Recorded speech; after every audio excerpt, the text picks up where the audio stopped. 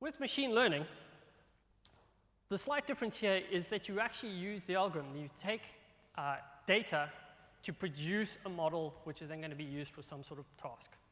However, the problem that we're looking at here can actually get quite complex, especially when you're trying to look at the difference, let's say, between walking and climbing stairs.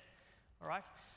And it's not always going to be easy to write down a set of equations or a sort of handwritten program to try and decide what you're doing, which makes it an ideal case for something like machine learning. So with machine learning, what we're going to do is we're going to have an algorithm that will take the data, some known inputs, some known outputs, and try and work out a model that will take us from those inputs to the outputs. So it's going to train itself and give us a model to work with.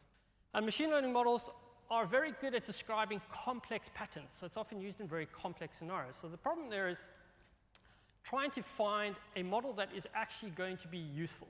And that's where the real challenge is, which often involves doing many different models to try and find the one that is actually going to give you the most useful results. The data that I work with is often very diverse.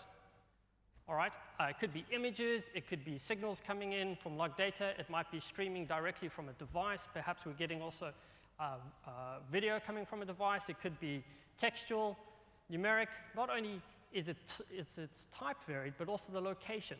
The next thing is we need to do some pre-processing on the data. Data that comes to us is typically dirty, okay? Very few people get to work with nice, pristine data. There's normally glitches. You might need to do some cleaning up on the data. Perhaps you need to apply some sophisticated algorithms to extract important pieces of information from, for example, a set of images. Only some models are useful, which means you've got to try and train many different models at the same time and have some way to easily compare and understand which one is being the most useful. All right?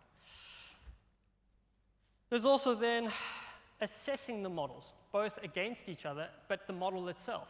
It's also often a case when you are exploring and starting off on these machine learning things that you suddenly come across a new piece of data that you think might be useful. So you need to now get this new form of data in, do some processing on that data, get it in, train your models, do your model assessment again. So it's a very iterative sort of approach that you're going to go through.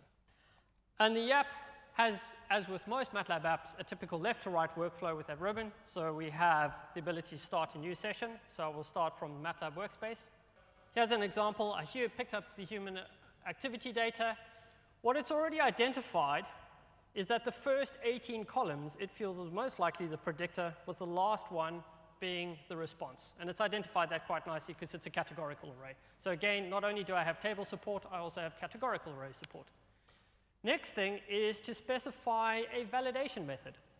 81.4% accuracy, so that's a measure that it's done off the test set. So it trained on the training set, used the test set, and try to understand what it got right and what it got wrong. So immediately, if we look on the right, can you guys see there? We've got some crosses. The crosses now tell us, well, actually, this was a misclassification. If it's a dot, it was correctly classified. If it's a cross, it says, actually, in these points here, lying down were misclassified as something else. We could go look at some, perhaps a medium tree, a little bit more fine-grained, and a complex tree. And we see that we're getting a better accuracy as we move along. You'll notice that the one with the best accuracy is always the highlighted model with a little block around the accuracy. So we find that, for example, standing was misclassified 4.4% of the time as sitting with the complex tree. So for exporting, I have a number of options.